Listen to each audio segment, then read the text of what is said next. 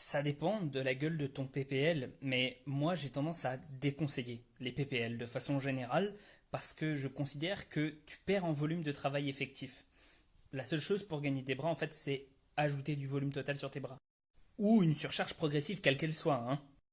Je dirais l'oiseau à la poulie basse, donc t'es penché tu vois, et en prise pronation. Moi, je considère que c'est effectivement une légende. C'est-à-dire que, ben, effectivement, si tu pars d'un postulat de base où tu n'as jamais fait de muscu et où tu es très maigre, bah, tu vas gagner plus d'1 kilo de muscle par mois. Bosser son endurance musculaire, donc faire plein de séries avec pas beaucoup de repos, d'un grand nombre de répétitions. Il n'y a pas de secret, hein. Il faut, euh, il faut bûcher. Il n'y a pas de macro parfait pour ça, mais je dirais que une chose à respecter, c'est ton taux de protéines par jour. Donc au minimum 1,6 g par kilo de poids de corps et pas vraiment besoin d'aller au-dessus en vrai. Indéniablement, la musculation permet de faire travailler avec de grosses charges et peu d'impact, ce qui est cool pour minimiser les risques de blessures. Maintenant, c'est pas la seule chose que je conseillerais. Par exemple, je rajouterais au moins une activité modérée, telle de la marche ou quoi, pour faire un petit peu travailler le cœur.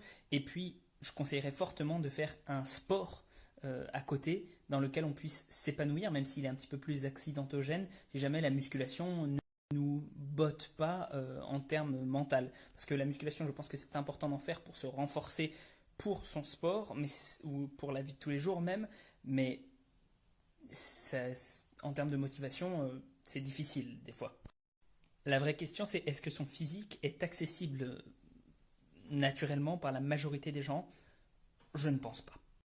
J'en ai déjà fait une vidéo sur YouTube, enfin j'ai fait le travail des avant-bras, mais il y a plein de choses pour travailler son grip ou sa poigne, ça dépend vraiment de la façon dont tu veux le travailler. Si par exemple tu veux faire, je sais pas, tu veux tenir longtemps, c'est pas la même chose que si tu veux avoir un grip à écraser des pommes à main nue, tu vois.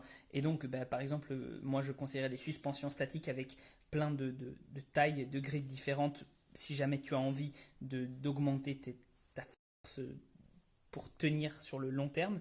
Mais sinon, bah, je prendrais des grippers, tu sais, là, les trucs type Captain of Crush.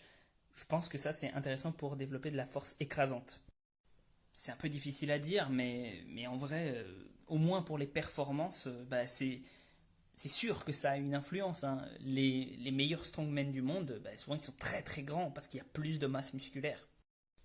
Tout dépend de l'intensité de ta plio. Si tu fais un truc super fatigant euh, et que tu fais vachement de plio avant, bah ouais, ça va impacter tes gains en force. Mais si ça reste modéré voire faible, bah non. La vidéo où je parlais des avant-bras, je parlais aussi des mollets dedans. Donc si tu veux aller voir, mais il n'y a pas de volume idéal, hein. Ça dépend beaucoup des gens. C'est comme tous les autres muscles. Alors, ça va être plutôt compliqué d'avoir lu Rebuilding Milo parce que il n'est pas encore sorti à l'heure actuelle. Mais dès qu'il sera sorti, j'en ferai probablement une critique puisque je l'ai précommandé. Voilà, et je le ferai probablement sur ma chaîne. Bah, tout dépend de ton objectif. Est-ce que tu veux taper plus fort? Est-ce que tu veux mieux esquiver les coups adverses? Est-ce que tu veux tenir plus longtemps dans le ring? Il n'y a pas de meilleur exercice. Il y a vos meilleurs exercices, comme dirait l'autre. Ouf, tu sais, il n'y a pas que eux. Il y a la French press, la presse cubaine, le swing American style, les Turkish get-up. En vrai, il y a plein de noms de pays. Le café a plutôt un effet diurétique à ma connaissance. Donc, à l'inverse, il va enlever de l'eau de ton corps. Non. Alex Levent, et là je vais répondre sérieusement à une question pas sérieuse, est vraiment en train de virer dans certains trucs que je trouve particulièrement dangereux en termes de pratique.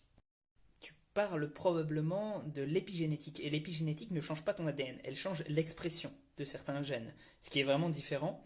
Et oui, je pense que les changements épigénétiques se passent même beaucoup plus rapidement que ça. Bah non, parce que les plumes de pan ne leur servent à rien. Alors, c'est vrai peut-être qu'au-delà d'un certain seuil, nos muscles ne nous servent à rien, mais ça reste quand même de la masse fonctionnelle, hein. Si quelqu'un qui fait 120 kilos te met un coup de poing, tu vas le sentir. Bah non, pas dramatique. C'est peut-être moins optimisé parce que tu vas accumuler plus de fatigue. Et encore que ça dépend comment tu le fais. En réalité, si tu fais un full body mais que ton volume est totalement acceptable, je vois pas le problème. Il y a plein d'exercices pour ça. Par exemple, il y a les tractions scapulaires ou les modified row que j'avais déjà montré sur Insta. Mais de façon générale, fais bouger tes scapulas contre résistance et tu devrais faire travailler tes interscapulaires. Parce que je pense que scapulaire, c'est pas le bon terme.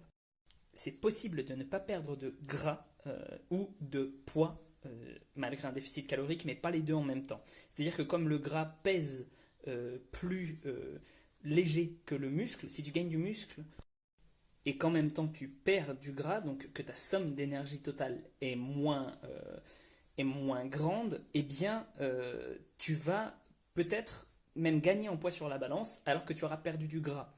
A l'inverse, si jamais tu perds du poids mais que tu ne perds pas de gras, bah, tu auras perdu du muscle. Donc du coup, c'est encore explicable dans un déficit calorique. Mais c'est pas possible les deux en même temps. Non.